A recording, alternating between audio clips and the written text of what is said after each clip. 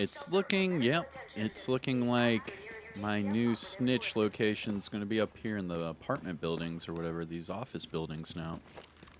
I'm missing my stoop, man. Stoop kid needs a stoop. All right, here we go. What's going on, YouTube? Kamikazevondoom here with another Division 2 video, and I'm just checking in on you. What's going on? How are ya? Now, today is July the 17th, and this is going to be your Cassie Mendoza and Danny Weaver weekly vendor reset and must-buys. So sit back, relax, grab that popcorn. Don't forget to hit that like, subscribe if you haven't already, and let me know what you think in the comment section below. All right, with all that said and done, please let everyone know where you find the snitch in the comment section below, where you find the snitch today, where you typically find the snitch, because remember, these vendors open and close every other day. So if you can't find the snitch, you're going to have to wait a few days before these vendors open up again.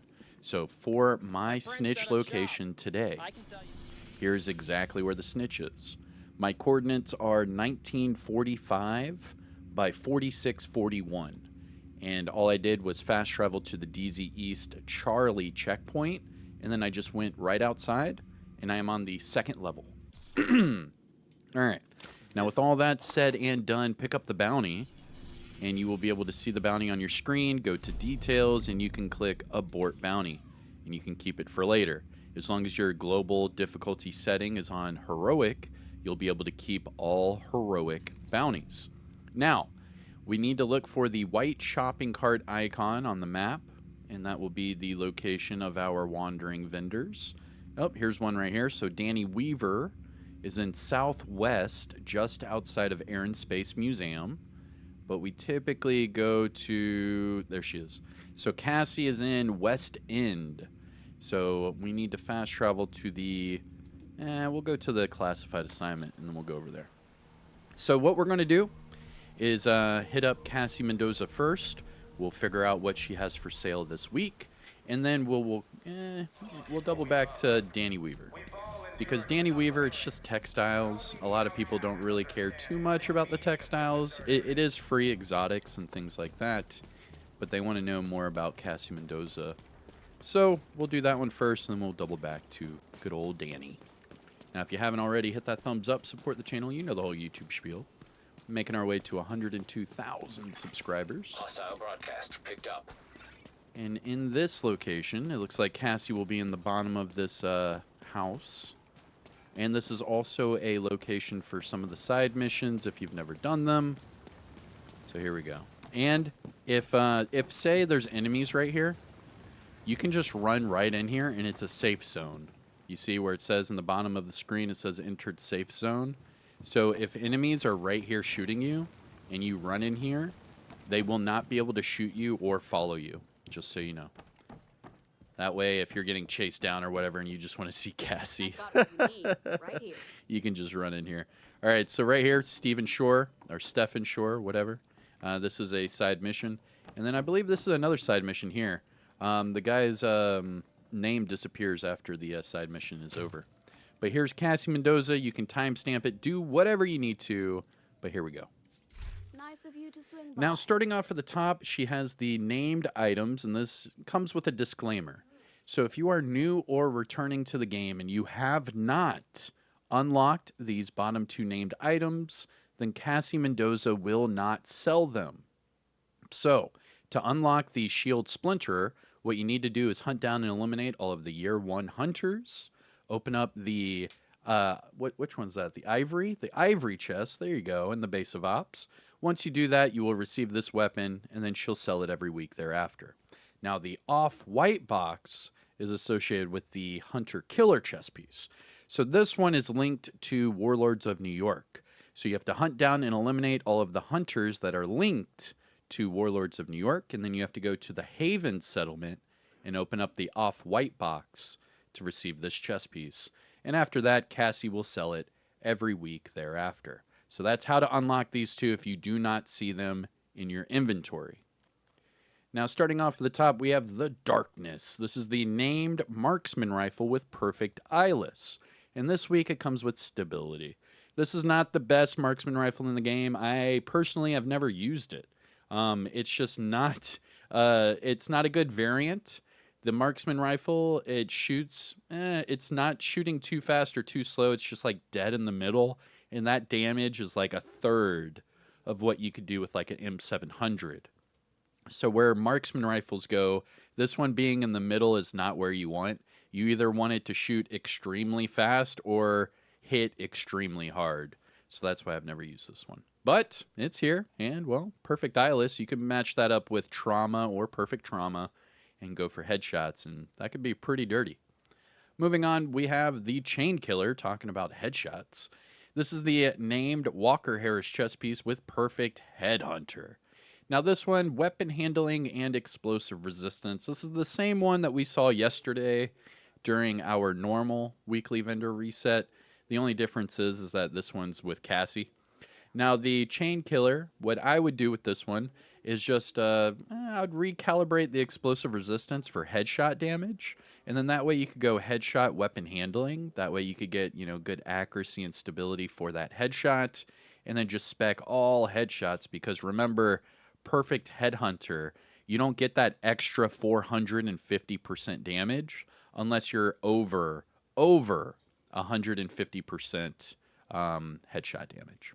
So just remember that. It's a really strong chess piece, really strong with determined. All right, extremely strong with determined. It's right there on the edge of broken. Let's just say it that way. Moving on, we have the Shield Splinter. This is the named F2000 with Perfect Optimist, and this week it comes with Swap Speed. Easily, just take Swap Speed off for either damage targets at a cover or damage to armor, and you are good to go. And finally, for the named items, we have the Hunter Killer chest piece. This is the named Going Gear chest with Perfect Intimidate, and this week it comes with skill damage and health. Yeah, that's disgusting. And Swap Speed, nasty. Moving on. Gear set items. We have a Hot Shot backpack with headshot damage. That's exactly what you want, so that's good. We have Hardwired Chest with crit hit damage. Future Initiative gloves with skill haste. Heartbreaker knee pads with armor regen. Ooh, that's really good. Rigor holster with skill damage. And Tip of the Spear mask with crit hit damage. The Tip of the Spear is strong. The Heartbreaker is strong. And the Hot Shot is a good one. All three of those. Looking at the high-end items, we have a PP19 with damage to targets out of cover and measured. I'm pretty sure that's the same one from the clan vendor. What I would do is just change measured. You don't want measured. On a PP19, maybe you do. Maybe you do want measured on a PP19 because it shoots so ridiculously slow. I don't know. I'm personally not going to use it, but that's a funny little gimmick. Shoot a PP19 with measured. People would freak out, and you would hit like a Mack truck.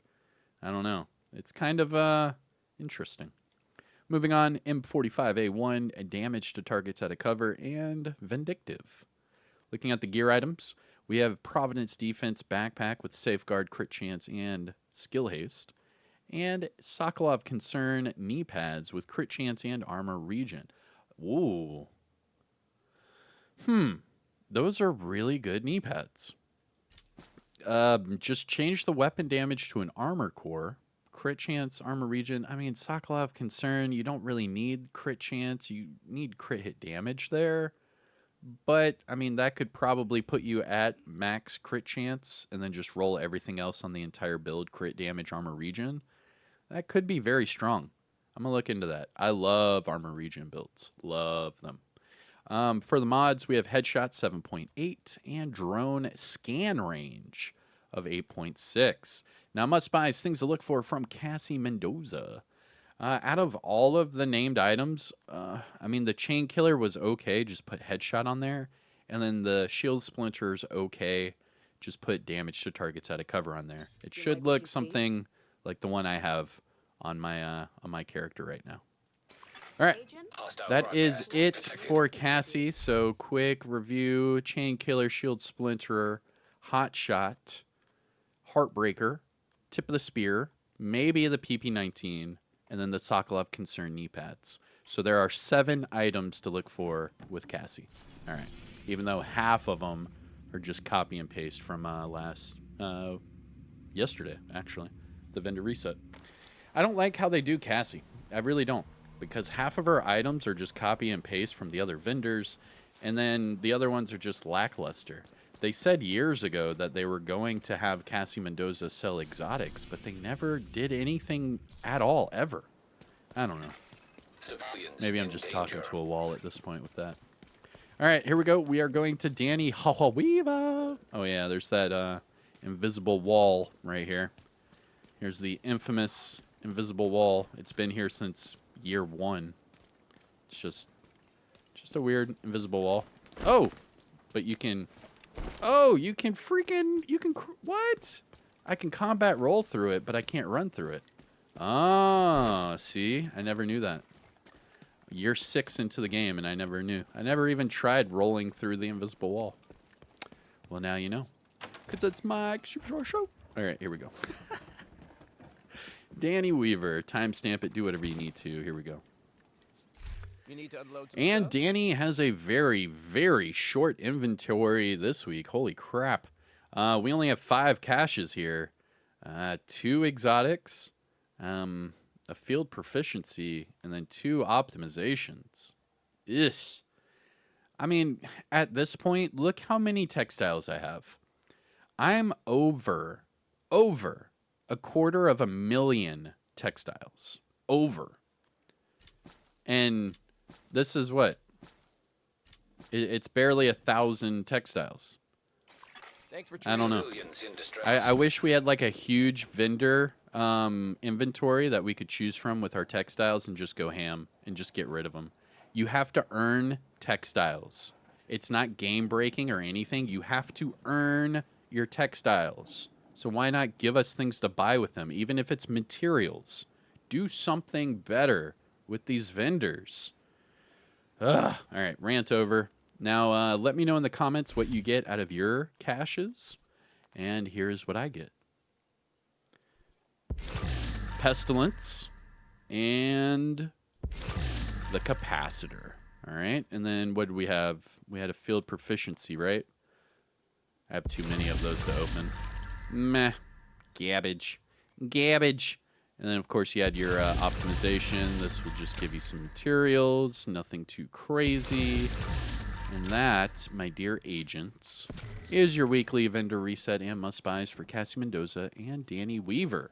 Today is July the 17th. I hope you enjoyed. If you found this video helpful or informative in any way, shape, or form, please hit that thumbs up. Support the channel by subscribing and let me know what you think in the comment section below. And finally, shout out where you're from. It's always cool to see where everyone's from.